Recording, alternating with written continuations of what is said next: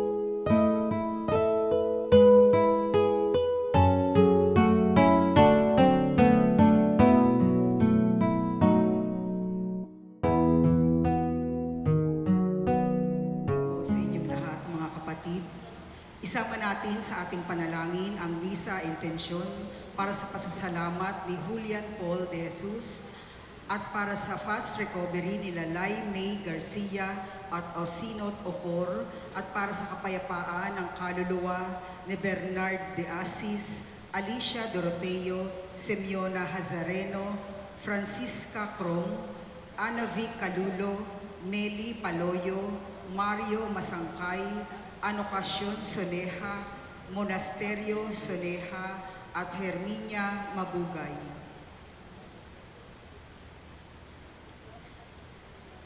Tayo po ngayon ay nasa ika-6 na linggo ng Pasko ng Pagkabuhay. Ang mamumuno po sa ating banal na misa ay si Reverend Father Joel Villaruel, OAR. Magstayo ang lahat.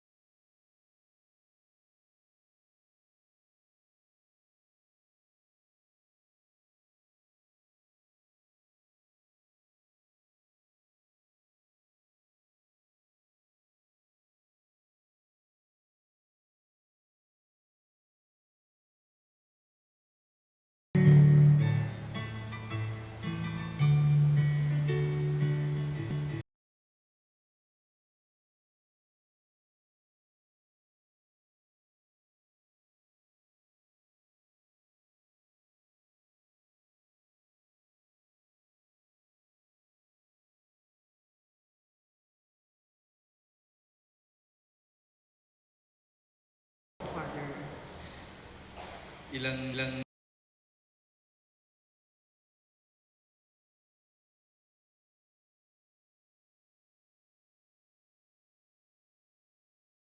din natin ang pag-akyat sa langit ni Jesus at the following Sunday, Pentecostes na po. At balik na po tayo sa ordinary time. At yan po ang sabi sa atin ng ating Panginoon sa Ebanghelyo ngayon, ang kapayapaan na iniwan niya sa atin. Sinasabuhay ba natin ang kapayapaan? Mapayapa ba ang buhay natin? Hinahayaan ba nating maging payapa din ang buhay ng ating kapwa? Kaya mga kapatid ko kay Kristo, hingin natin sa ating Panginoon ang kapatawaran sa mga pagkakataong hindi po natin hinahayaang maging mapayapa ang buhay ng ating kapwa. Sa mga pagkakataong tayo po ang naging dahilan ng kaguluhan sa ating pamilya, sa ating kapwa, sa ating simbahan. Hingin po natin ang kapatawaran ng ating Panginoon.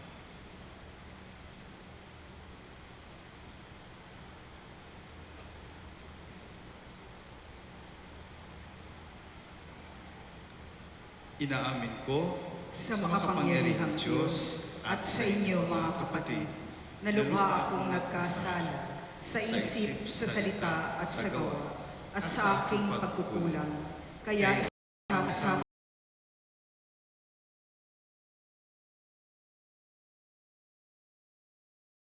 na ako'y ipanalangin sa Panginoong ating Diyos. Kaawaan tayo ng makapangyarihang Diyos, patawarin tayo sa ating mga kasalanan at patnubayan tayo sa buhay na walang hanggan. Amen. Panginoon, kaawaan mo kami. Panginoon, kaawaan mo kami. Kristo, kaawaan mo kami. Kristo, kaawaan mo kami. Panginoon, kaawaan mo kami. Panginoon, kaawaan mo kami. Papuri sa Diyos sa kaitaasan.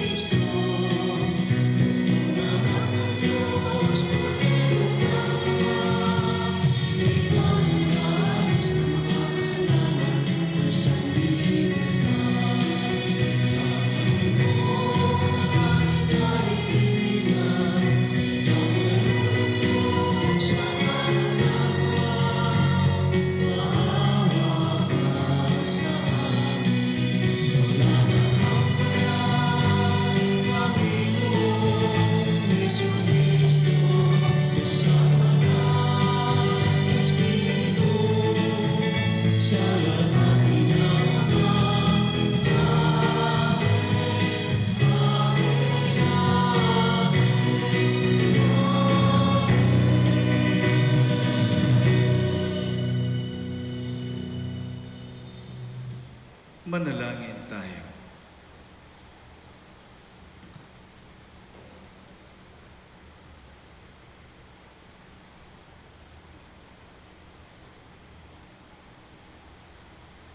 Ama naming makapangyarihan, gawin mo sa masasayang araw na ito ng aming pagdiriwang sa pagkabuhay ni Kristo, kami makaganap ng pagdiriwang na wagas upang ang aming ginugunita ay lagi naming matupad sa gawa.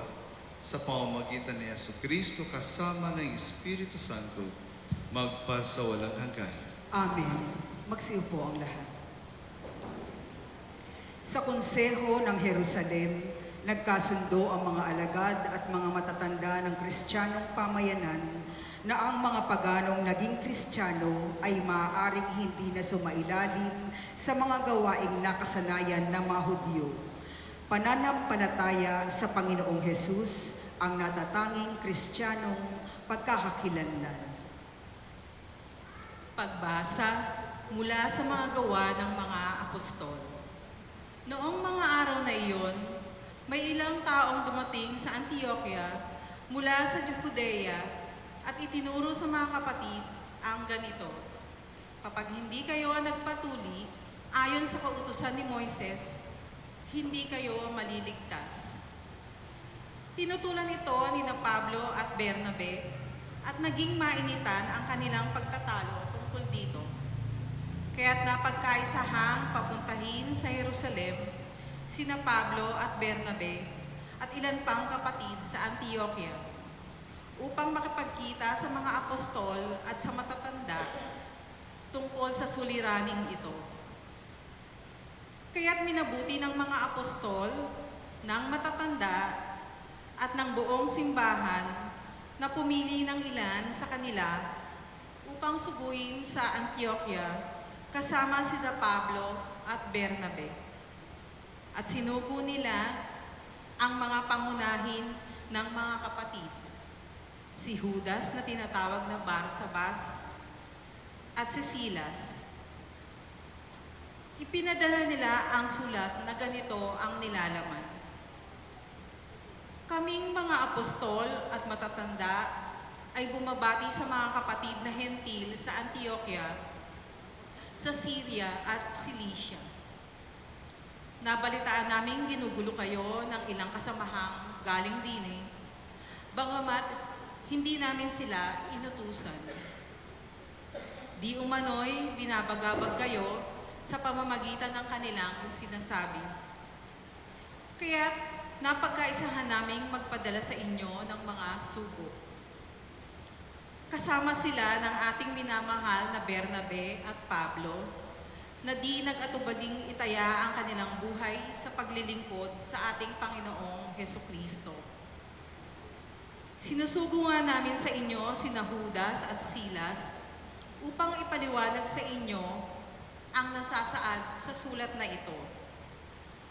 Sa udyok ng Espiritu Santo, ang naging pasya namin ay huwag na kayong atangan ng iba pang pasanin maliban sa mga bagay na talagang kailangan.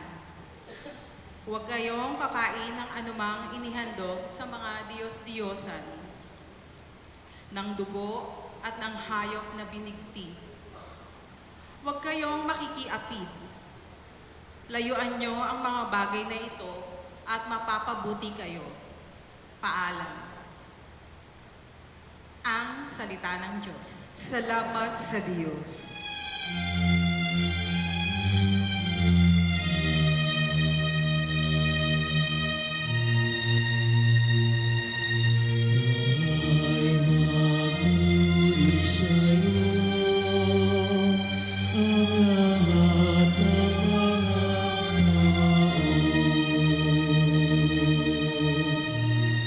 Tayo pong lahat.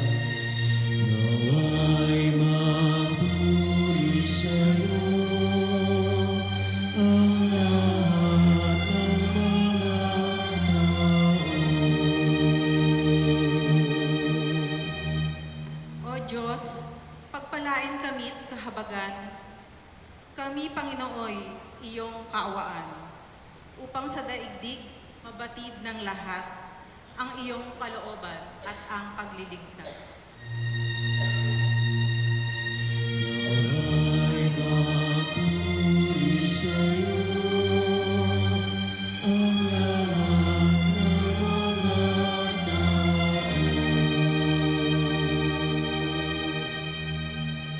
Naway purihin ka ng mga nilikha, pagkat matuwid kang humatol sa madla. Ikaw ang patnubay ng lahat ng bansa. Nawa'y maburi sa'yo ang lahat ng mga tao.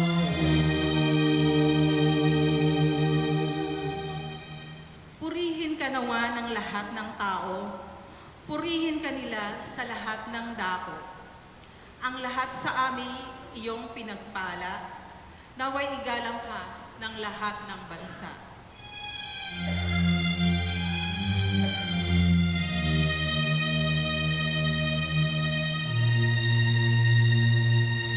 Nawa'y maburi sa'yo ang lahat ng mga tao.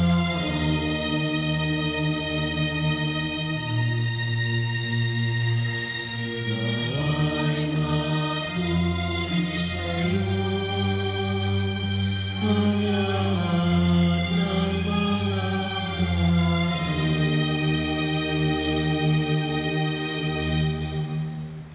Inilalarawan sa aklat ng pahayag ang bagong Jerusalem. Maringal at maningning ang bagong bayang ito dahil ang ilaw at puso nito ay ang Panginoong Hesus.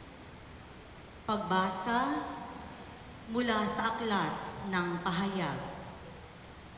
Nilukuban ako ng Espiritu at inihatid ako ng anghel sa ibabaw ng isang napakataas na bundok.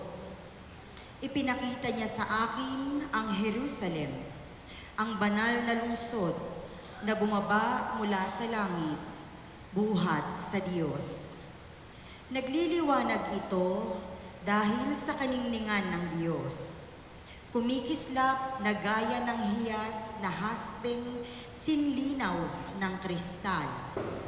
Ang pader nito'y makapal at mataas at may 12 pinto. Bawat isa'y may bantay na anghel.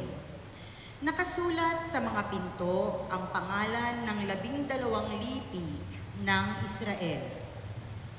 3 ang pinto ng bawat panig, 3 sa silangan, 3 sa timog, 3 sa hilaga, at 3 sa kanluran.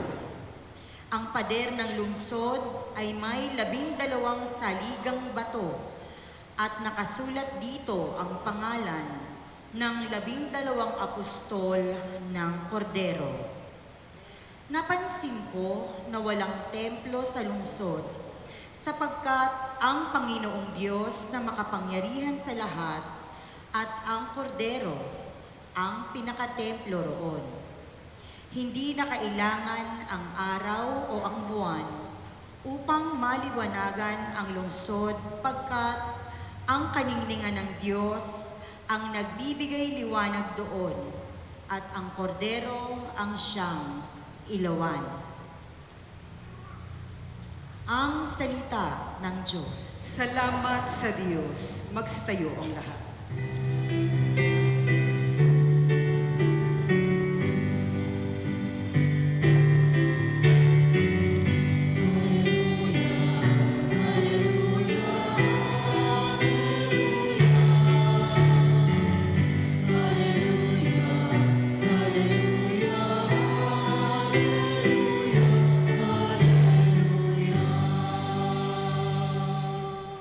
Ang sa akin nagmamahal, tutupad sa aking aral, ama't ako'y mananahan.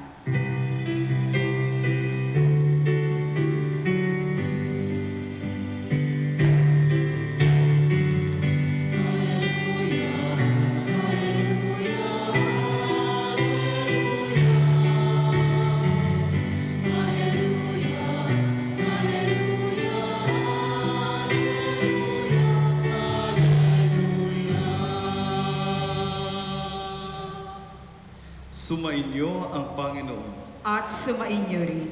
Ang mabuting balita ng Panginoon ayon kay San Juan. Papuri sa iyo, Panginoon.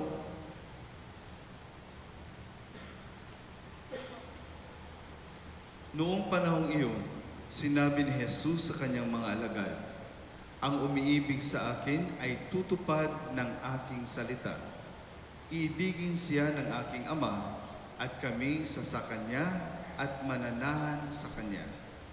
Ang hindi umiibig sa akin ay hindi tumutupad sa aking mga salita. Hindi akin ang salitang narinig ninyo, kundi sa Amang nagsugo sa akin. Sinabi ko sa inyo ang mga bagay na ito, samantalang kasama pa ninyo ako. Ngunit ang patnubay, ang Espiritu Santo, na susuguin ng Ama sa pangalan ko, ang siyang magtuturo sa inyo ng lahat ng bagay at magpapaalaala ng lahat ng sinabi ko sa inyo. Kapayapaan ang iniiwan ko sa inyo. Ang aking kapayapaan ang ibinibigay ko sa inyo. Hindi ito katulad ng ibinibigay ng sanlibutan. Huwag kayong mabalisa, huwag kayong matakot. Sinabi ko na sa inyo, ako'y aalis, ngunit babalik ako. Kung iniibig ninyo ako, ikagagalak ninyo ang pagpunta ko sa Ama, sapagkat dakila ang Ama kaysa akin. Sinasabi ko na ito sa inyo bago pa mangyari, upang kung mangyari na, kayo'y manalig sa akin. Mga kapatid ko kay Kristo, ang mabuting balita ng ating Panginoon. Pinupuri ka namin, Panginoong Heso Kristo. Magsiupo ang lahat. Sa ulitin po, magandang gabi sa inyong lahat. Pakisabi naman sa katabi ninyo, salamat at dumalo ka sa selebrasyon natin.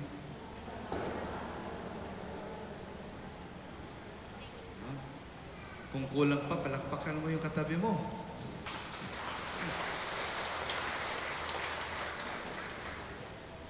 May isa akong kwento. Huwag kayong magalit sa akin na kwento lang naman to. Nabasa ko lang naman kwento na to. Sa isang simbahan daw, yung pari, di ba may mga donations na tinatanggap ng pari. Sa wedding, ng mga kasalan, ganun, may mga kailangang ibibigay, may mga obligasyon yung magpapakasal. So sabi ng pari, wala na tayong fixed na donation o babayaran. No? So, magbibigay kayo ng donasyon according sa qualities ng inyong asawa. Ganun daw. No? So, unang lalaki, lumapit, tapos sabi ng pari, gaano ba ka-responsable ang iyong asawa o magiging asawa? So, kailangan may price yan, ano? Kano? So, sabi ng lalaki, Father, magdodonate ako ng 5,000 pesos. No? Ganyan ba ka-responsable ang asawa mo? Worth 5,000 pesos ang pagiging responsable ng kanyang magiging asawa. Thank you po. Yan. Pangalawa, ang tanong naman, gaano ba ka-understanding ang iyong magiging asawa? Tuwang-tuwa naman yung nobyo, no? Sabi niya, Father, magdodonate ako sa simbahan ng 10,000 pesos. Yun sa pagiging understanding ng kanyang asawa. Yung pangatlo, lumapit at ang tanong ng pari, how beautiful is your magiging asawa? Gaano kaganda? So, ang batayan ngayon ay beauty, ano? Yung lalaki daw ay binigyan yung pari ng 10 pesos. Sabi ng pari, 10 pesos lang ang worth ng beauty ng asawa mo? Sabi gano'n, pati gusto mo makita? Saan ba yung magiging asawa? Andyan lang siya sa labas, nakaupo. Puntahan po ninyo pari, tingnan nyo. Pumunta din yung pari, tiningnan. Oo, pagtingin, bumalik doon. Tapos nagbigay ng 5 pesos. Sabi, para saan tong 5 pesos, Father? Sukli mo yan sa 10 pesos. May sukli pa. Kaya nga sabi ko, huwag kayong magalit sa akin, ha? Nag-warning na ako, istorya lang naman to. Kwento-kwento lang naman to. No? So wala namang ganong nangyayari sa atin. Pero ang istorya na yan, kuminsan po ay nagdudulot sa atin na kaguluhan, hindi po ng kapayapaan. Alam na natin siguro kung anong nangyari sa pari na yun sa kasanobyo, di ba? O di ba kapag nalaman ng nobya na worth 10 pesos lang pala siya, ano kayang gagawin niya sa kanyang nobyo? No? So magkakagulo. Walang understanding doon, parang walang responsibility doon, no? Dahil medyo iba ang dating ng magiging asawa. So, mga kapatid, sa buhay natin, may mga pagkakataon na nagsasabi tayo ng goodbye sa ating pamilya, sa ating mga mahal sa buhay. Dito sa ating ebanghelyo ngayon, pinapakita po ng ating Panginoon na babalik siya sa Ama, pero iniiwan niya ang kapayapaan para sa kanyang mga apostoles. Di ba kung ikaw isang nanay, kung aalis ka, gusto mo na mapayapa ang iyong pamilya. Sana mayroon silang kapayapaan bago ka umalis. At pagbalik mo, sana mapayapa pa rin sila. Yun ang wish natin sa isa't isa. At bilang sa pamilya, ganyan din po ang gusto nating mangyari. Kaya yung mga goodbyes natin, kadalasan po mixed emotions. No?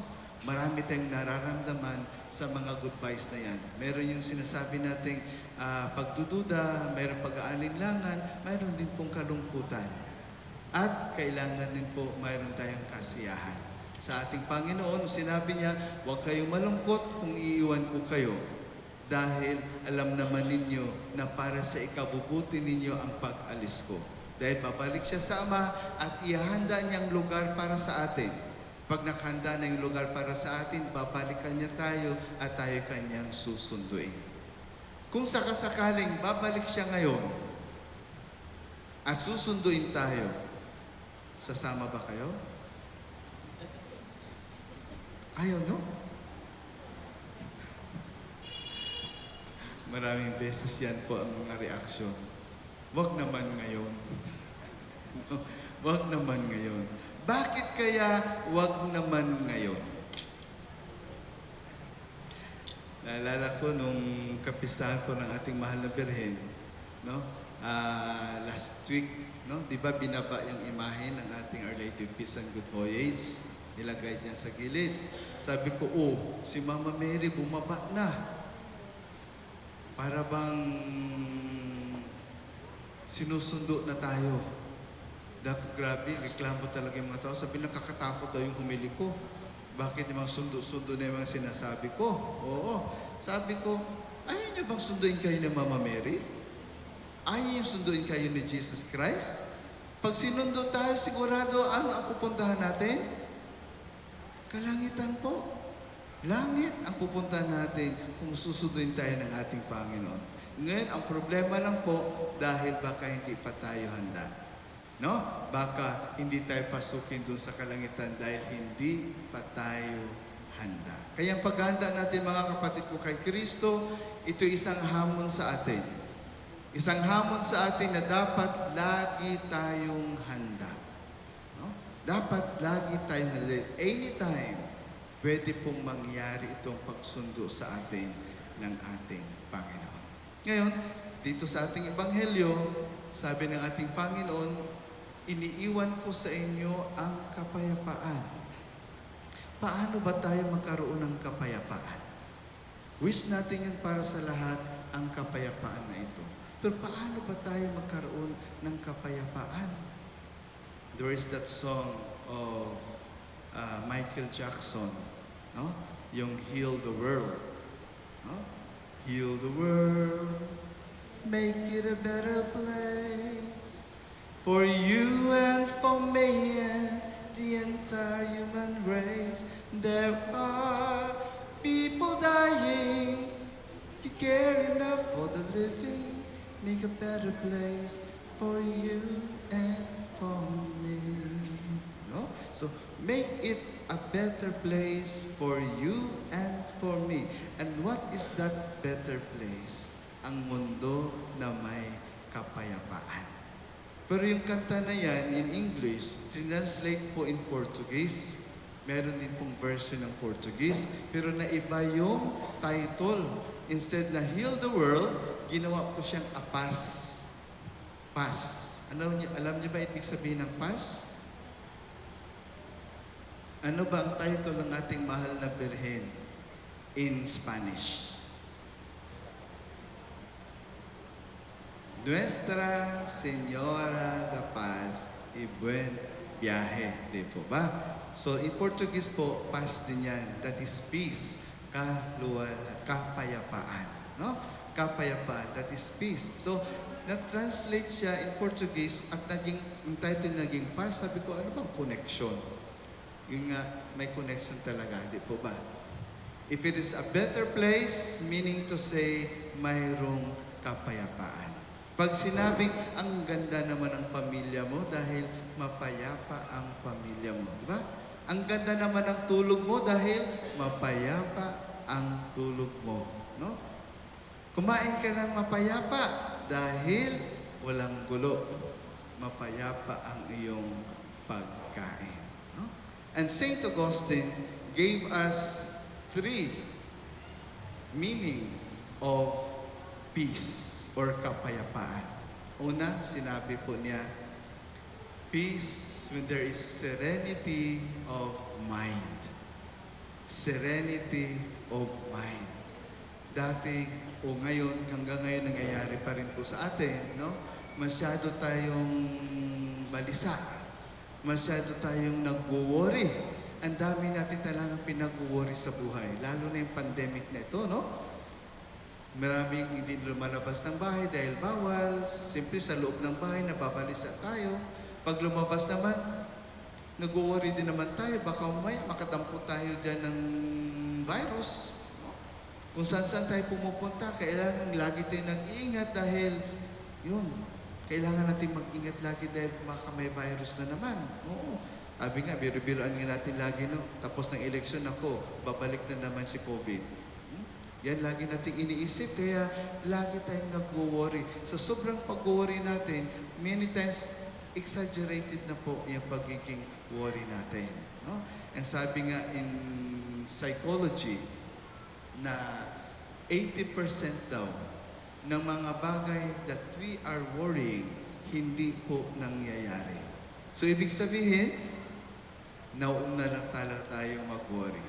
Sobrang pag-worry natin, na kadalasan hindi na tayo makatulog, hindi na tayo makakain sa sobrang worry natin. Minsan nga para bang sabihin natin parang ang buhay ay puro pagdududa na lang. No? Nag-worry tayo sa pamilya natin, nag-worry tayo sa asawa, pagdududa sa asawa, walang tiwala sa kapwa, dahil sa sobra nating pag-iisip. So, there can only be peace if we have serenity of mind. So, kalma lang sa pag-iisip. Pangalawa po, na sinabi ni Saint Augustine, to have peace is simplicity of heart. Sino nagbigay sa atin ng simplicity of heart? Magandang halimbawa, ang ating pong mahal na ina. Simplicity of heart, meaning to say, mga kapatid, we have that contentment sa buhay. Yun bang yung hindi tayo nag-iimbento ng ating mga pangangailangan? Dahil kadalasan po yung mga wants natin, yung mga likes natin, parang mga needs na natin. No? Na parang hindi tayo mabubuhay pag wala sila. Diba? Ano ba yung mga wants natin ngayon na parang needs na natin? Technology, no? Mga cellphones natin, parang hindi tayo mabubuhay pag wala tayong cellphone. Internet, parang hindi natin kayang mabuhay pag walang internet. Ano-ano pa yung mga mga wants natin na kadalasan po ay parang needs na natin na halos hindi na tayo nabubuhay pag wala ang mga ito. Television, di po ba? Television. Kung minsan, yung tao halos wala ng halaga sa buhay. Ang importante na lang po ay technology. iPhone, halimbawa. Kailangan, pag lumabas yung bagong modelo ng iPhone, dapat mayroon din tayo. No? Dahil pag wala kang ganon, parang sinasabi mo, ay, sinauna ka. Pag wala ka nun, hindi ka na updated. You should be updated. Parang ganon na yung sinasabi ng mundo natin ngayon. No? So, wala tayong simplicity of heart dahil ang dami nating wants. Kaya nga, kadalasan po mga kapatid, naiinggit na tayo sa ating kapwa. Dahil kinukumpare na natin ang buhay natin sa ating kapwa. Parang sinasabi natin, ay mas marami silang treasures, mas maraming silang mga material things, mas happy sila. So parang sinasabi natin, if you have many, you are happier. Tama ba yun? If you have many, you are happier. Hindi po kasi sa mga bagay-bagay sa buhay natin, na dapat tayo masaya. Kundi, kung ano mang mayroon kayo, dapat maging masaya kayo. So, happiness is not, or contentment, we cannot find it in having many, but in being contented in what we have. No? Na yung bang, kung ano mang mayroon tayo, happy na tayo. Hindi yung kailangan marami tayo para maging happy tayo. So, simplicity of heart. Na we are contented with the love of Christ. So, pangalawa, ano nga yun? Simplicity of heart. Ang una, ano nga yung una? Serenity of the mind, yung pag-iisip natin. At ang pangatlo, na sinabi ni Saint Augustine, to have peace is tranquility of the soul. Tranquility ng ating espiritu. So, ibig sabihin po, paano naman o kumusta naman ang ating konsyensya? No? Ang ating konsyensya. Okay lang ba tayo sa ating konsyensya? May naagrabyado ba tayo? Ayos ba yung pagtulog natin? Di ba kuminsan, kadalasan ganyan, Malinis ang konsyensya mo, ang sarap ng tulog mo. Wala kang naagrabyadong tao, okay ka lang. Di po ba? Kuminsan, yan yung mga naiisip o nangyayari sa mga taong may utang, di ba? Pag may utang tayo, hindi tayo nakakatulog ng maayos. dahil iniisip natin paano natin babayaran ang mga utang na yan. Ano? So kaya kung mayroon ka mang pambayad, magbayad ka para hindi ka makonsensya. Pero kung wala namang ibabayad talaga, kung totoo talagang wala pang ibabayad, di sorry na lang muna. No? So, konsyensya, tranquility of the soul, na wala tayong inagrabyadong tao, that we do not live in sin. So, ibig sabihin po, sa lahat ng tatlong reason na ito, serenity of the mind, simplicity of the heart, and tranquility of the soul, magkakaroon lang lamang tayo nito kung susundin lang natin ang sinabi ng ating Panginoon. Paano yun? Makakamtan lang natin ang kapayapaan kung sinusunod natin ang kagustuhan ng Diyos. Yan po ang tunay na kapayapaan. Dahil kung hindi natin sinusunod ang kagustuhan ng Diyos, wala po tayong serenity of the mind. Wala po tayong simplicity of the heart. At wala po tayong tranquility of the soul.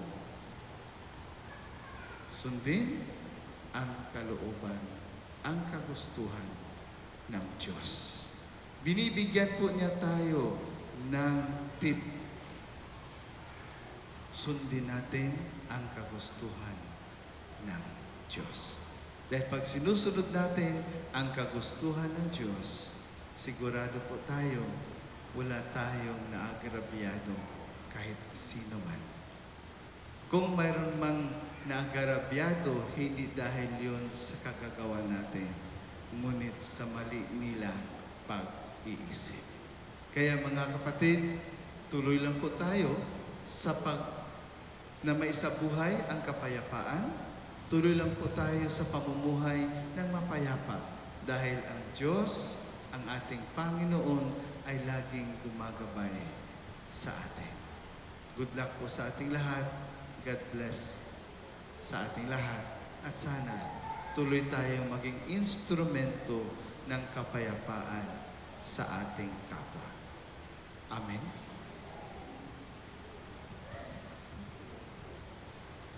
Magsitayo po ang lahat.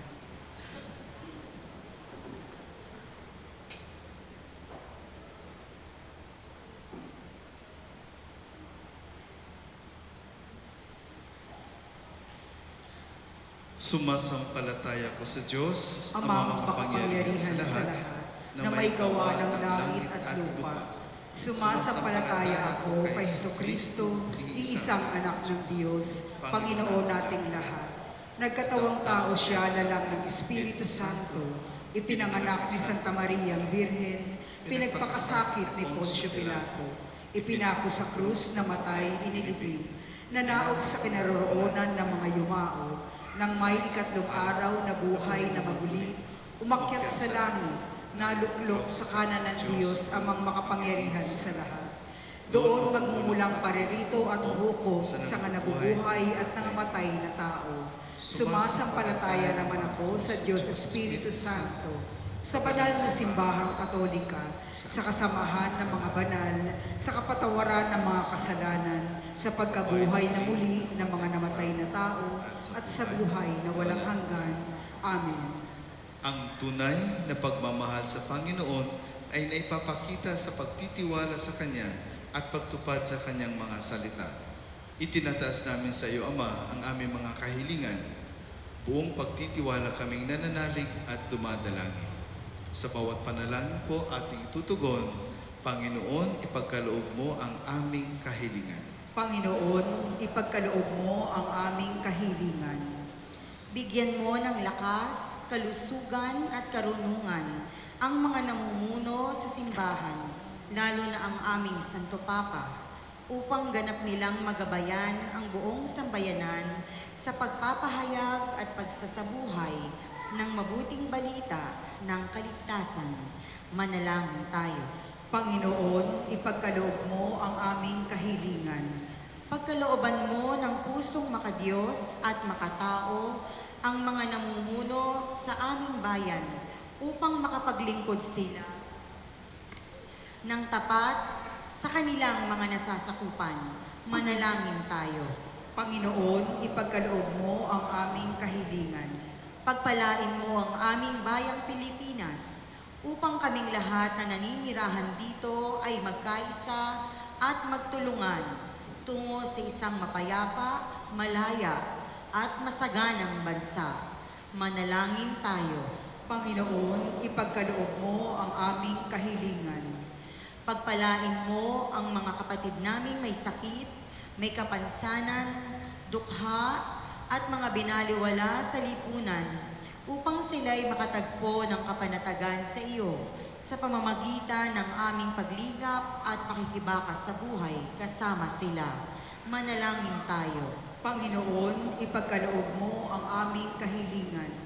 Tulutan mo ng kapahingahan at kagalakang walang hanggan ang mga kapatid naming pumanaw. Manalangin tayo.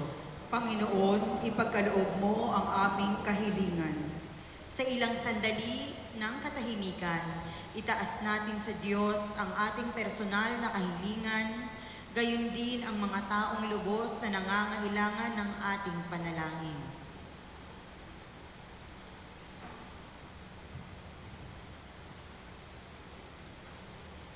Manalangin tayo. Panginoon, ipagkaloob mo ang aming kahilingan. Ama naming mapagmahal, ipagkaloob mo ang mga kahilingan ng iyong mga anak. Panatilihin mo kaming nakakapit sa iyong salita upang lumago kami sa iyong dakilang pag-ibig sa pamamagitan ni Jesucristong aming Panginoon. Amen. Magsiupo ang lahat.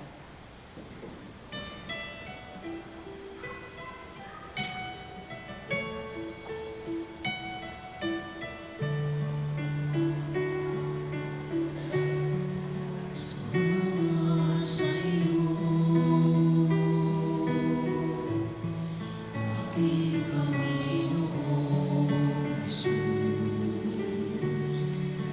Ako'y inibig mo at pinaking lubos. Ang tanging alay ko sa iyo, aking Ama, ay buong buhay ko, puso at kaluluwa. Hindi makaya na maipagkaloob, mamahaling iyas, higitong bilog ang aking dalangin. O Diyos ay tanggapin ang tanging alay ko, nawa'y gamitin. Ito lamang, Ama, wala nang iba pa akong hinihiling.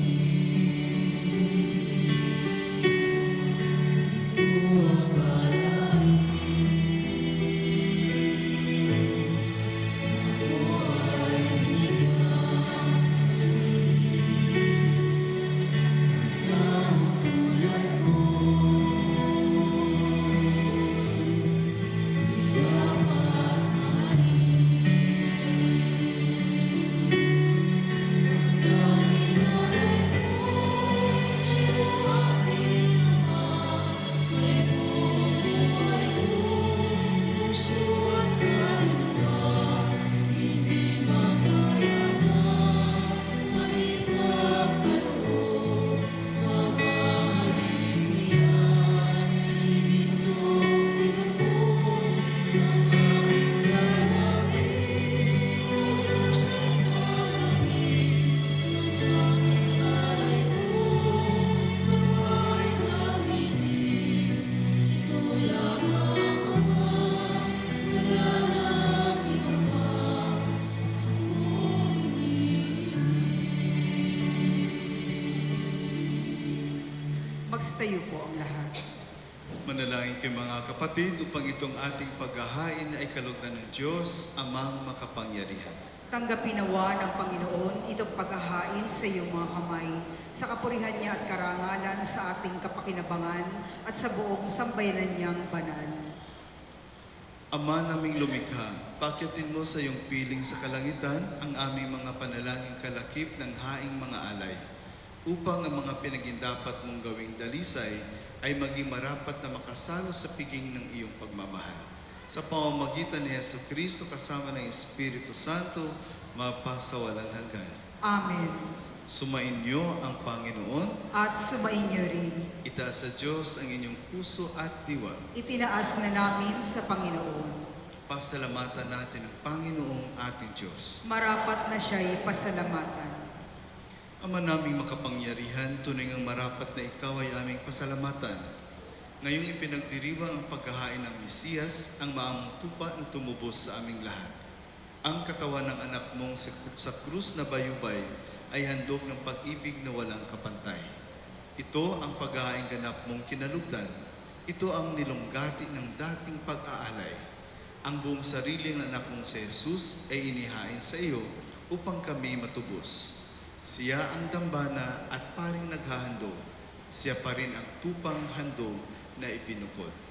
Kaya kaisa ng mga anghel na nagsisiawit ng papuri sa iyo nang walang humpay sa kalangitan, kami nagbubunyi sa iyong kadakilaan.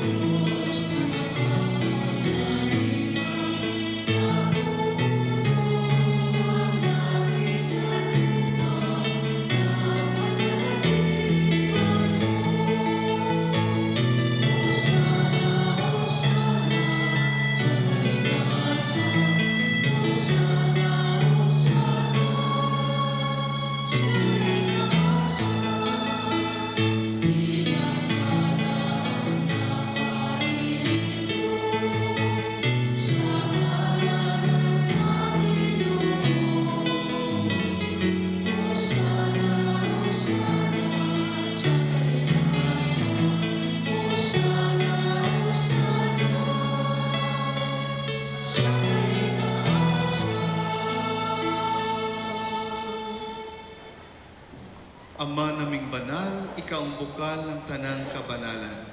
Kaya't sa pamamagitan ng iyong Espiritu, gawin mong banal ang kaloob na ito upang para sa amin maging katawan at dugo ng aming Panginoong Hesus Kristo. Bago niya pinagtiis ang kusang loob na maging handog, hinawakan niya ang tinapay, pinasalamatan kanya, pinaghati-hati niya iyon, iniabot sa kanyang mga alagad at sinabi, "Tanggapin ninyong lahat ito at kanin. Ito ang aking katawan na ihahandog para sa inyo."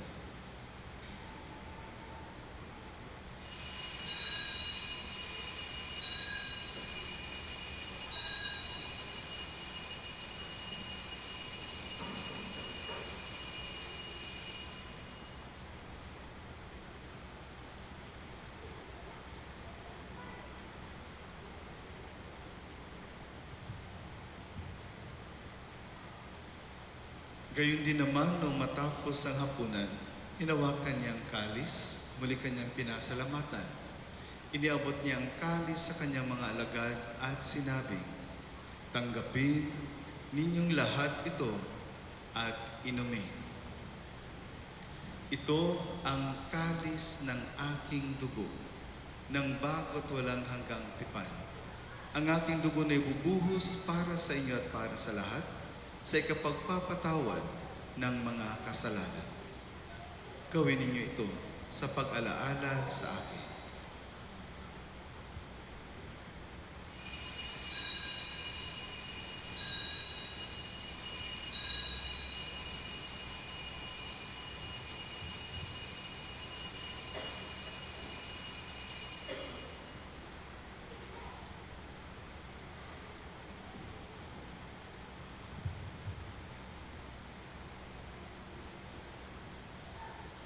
Ang misteryo ng pananampalataya.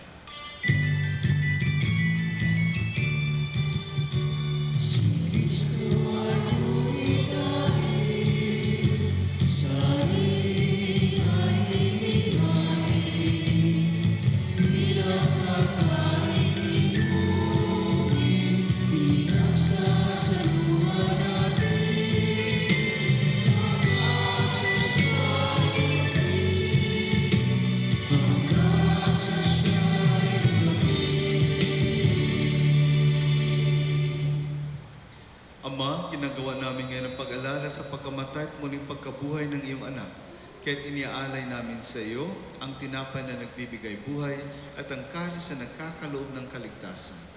Kami nagpapasalamat dahil kami ang minarapat na tumayo sa harap mo para maglingkod sa iyo.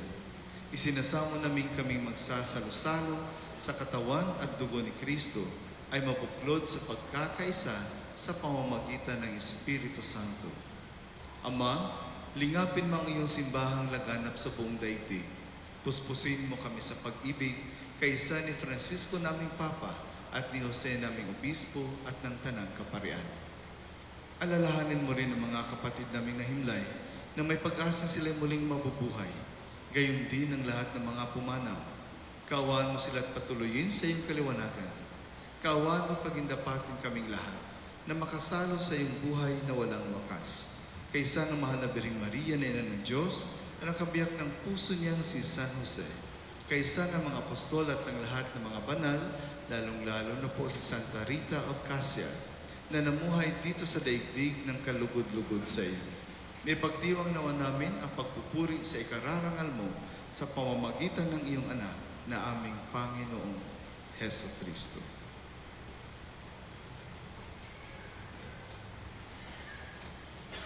Sa pamamagitan ni Kristo, kasama niya at sa Kanya, ang lahat ng parangal at papuri ay sa iyo, Diyos Ama, makapangyarihan, kasama ng Espiritu Santo, magpasa walang hanggan.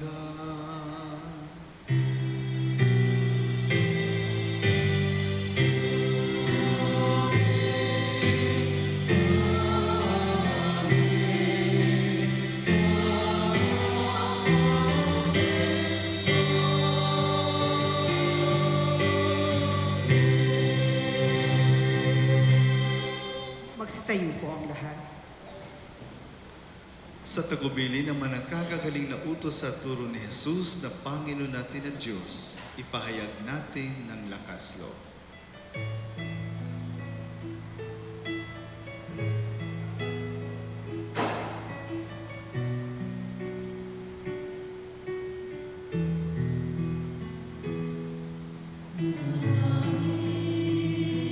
Sumasalangit ka sa maling pangalan mo,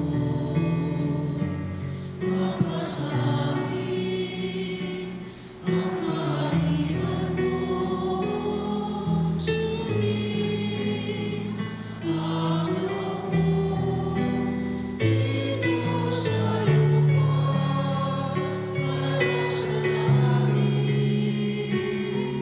Bigyan kami ng aming kakanin sa araw-araw,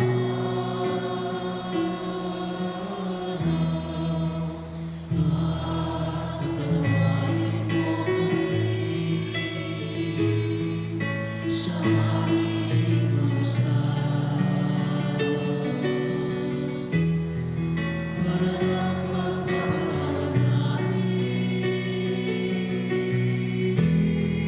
sa nagkakasala sa amin.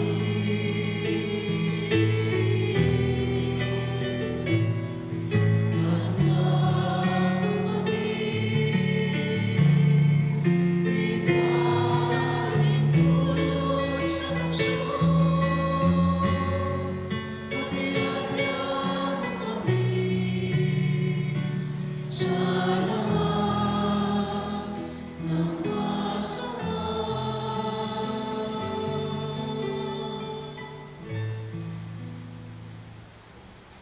Hinihiling namin kami adya sa lahat ng masama, pagkalooban ng kapayapaan araw-araw, iligtas sa kasalanan at ilayo sa lahat ng kapahamakan. Samantalang aming pinananabikan ang dakilang araw ng pagpapahayag ng tagapagligtas naming si Heso Kristo. Sapagkat iyo ang kaharian, ang kapangyarihan at ang kapurihan magpakailanman. Amen. Panginoong Heso Kristo, sinabi mo sa iyong mga apostol, kapayapaan ang iniiwan ko sa inyo. Ang aking kapayapaan ay binibigay ko sa inyo. Tunghayan mo ang aming pananampalataya at huwag ang aming pagkakasala. Pagkalooban mo kami ng kapayapaan at pagkakaisa ayon sa iyong kalooban. Kasama ng Espiritu Santo, magpasawalan hanggan. Amen. Ang kapayapaan ng Panginoon ay laging sumainyo. At sumainyo rin. Yung galing po sa puso, magbigayan tayo ng kapayapaan sa isa't isa.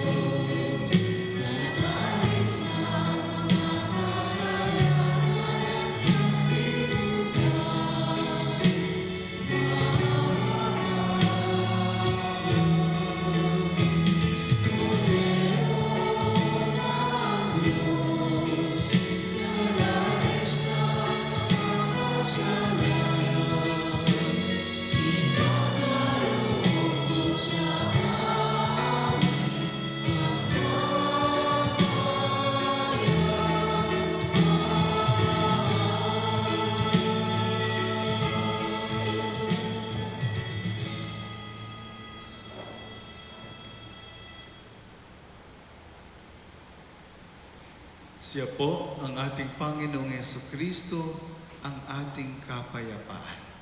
Siya po ang Kordero ng Diyos na nag-aalis ng mga kasalanan ng sanlibutan. Mapapalad tayong inaanyayahan sa kanyang banal na piging. Panginoon, hindi ako karapat-dapat na magpatuloy sa iyo, ngunit sa isang salita mo lamang ay gagaling na ako. Ang katawan ni Kristo. Amen.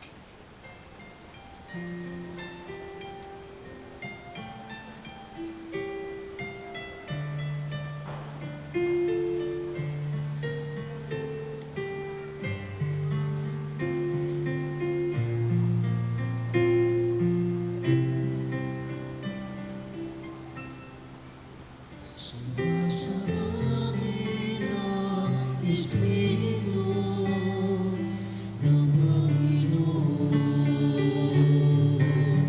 ako'y niragrang upang tumugon sa daring ng mga at ihatid sa mga dukha ang magandang balita ng kaligtasan. Sinugo ako upang ibaya ang kalayaan sa mga hirap.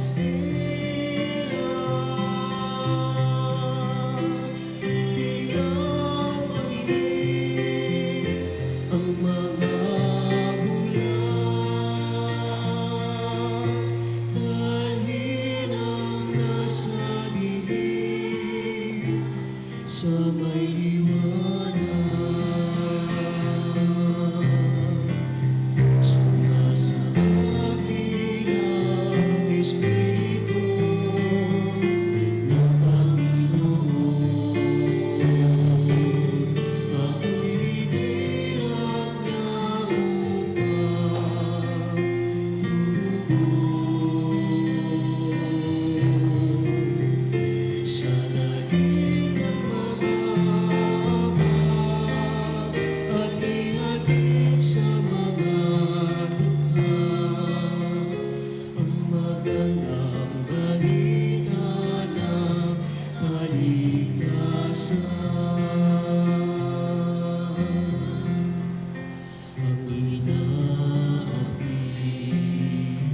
at mga sinisingil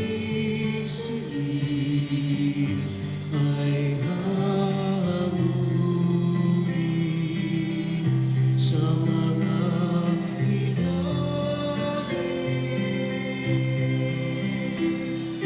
ibabalat ang pagsapit ngayon ng tanging maliligtas ng Panginoon. Sumasa akin ang Espiritu ng Panginoon. Ako'y hinirang niya upang tumugon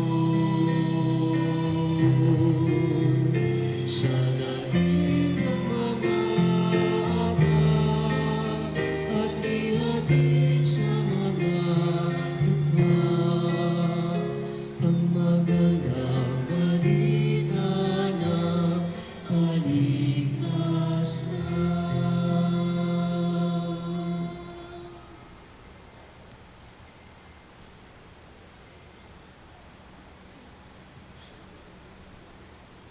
Magstayo po ang lahat.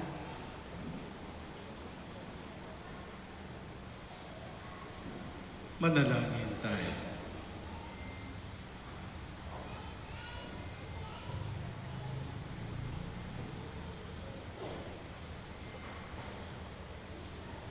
Ama naming mapagmahal, kaming pinapagsalo mo sa pagkabuhay ng iyong anak, ay papakinabangin mong lagi sa kanyang lakas bilang bungang masagana ng dulot mong pagliligtas. Sa pamamagitan niya kasama ng Espiritu Santo, magpasawalang hanggan. Amen. Magsiupo ang lahat para sa ilang paalala. Muli, patuloy po ang panawagan ng ating simbahan para sa ating programa, Tulong Tayo Maging Kamay ni Kristo para kay Kristo. Ito po ay pangmatagalang programa na po ng ating simbahan kung saan kayo po ay maaring mag-alay sa ating mga banal na misa ng canned goods, noodles, or cash assistance. Maaari rin po ninyo itong dalhin sa ating opisina. Nung mga nakaraang linggo ay meron po tayong mga ilang pamilya na natulungan mula sa programang ito. Sa darating na June 8 hanggang June 16 ay sisimulan na po natin ang nobena sa kamahal-mahalang puso ni Jesus. Ang kanyang kapistahan ay sa darating na June 17 sa araw ng Biyernes. Ang kapistahan naman ng kalinis-lisang puso ni Maria ay ating ipagdiriwang sa June 18, araw ng Sabado. Maraming salamat po. Magstayo po ang lahat. Sa aking taus-pusong pasasalamat po sa lahat ng tumutulong, lalong-lalo na po kay Ninong at Ninang natin, no? Delphine at Nora Alcoreza, dahil sa mga bigas na kanilang binigay, nakaloon po tayo ng 100 packs, no? Bags para may bigay po natin sa ating mga kapatid. At last Thursday lang po, namigay po tayo ng mga more than 80, no? Mga 80 na mga bags para sa ating mga kapatid. Kaya maraming salamat po. At sa inyo din, tumulong, no? Ng canned goods o kung ano naman dyan. Patuloy lang po tayo sa ating project po na ito. Sana kung kaya natin, makakaya natin every month po, no? Makapagbigay tayo ng tulong sa ating kapwa. Maraming salamat po. At hindi lang po canned goods, ha? Pwede rin po magkape-kape. Mga gatas-gatas din po, energy, mga ganong bagay po, no? Pwede rin pong ibigay dito lang po sa ating office at sigurado po makakarating ito sa ating mga kapatid na nangangailangan, no? So ito ang project na Tulong Tayo Maging Kamay ni Kristo para kay Kristo. Sa inyo pong lahat, maraming salamat po. Sumainyo ang Panginoon. At sumainyo rin. Magsiko kayo samantalang ginagawad ang pagpapala. Ama naming mapagpala, isugo mo ang iyong liwanag upang makamtan ang ipinbigay ng iyong kagandahang loob at may talagat ng tanan ang sarili sa paggawa ng mabuti sa pamamagitan ni Jesucristo kasama ng Espiritu Santo magpa sa walang hanggan. Amen.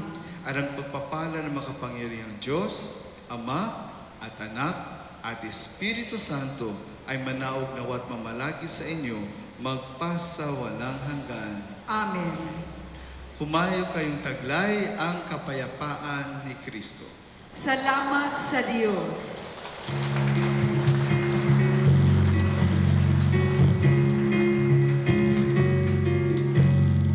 Sana'y ang pinunod sa pag-ibig, iwan. Sana'y ang pinatawad at piniyayaan. Magpuri na, di ka man karapat-dapat, di pa rin mababayaan na. Sa puso ng Diyos may kita tayo na.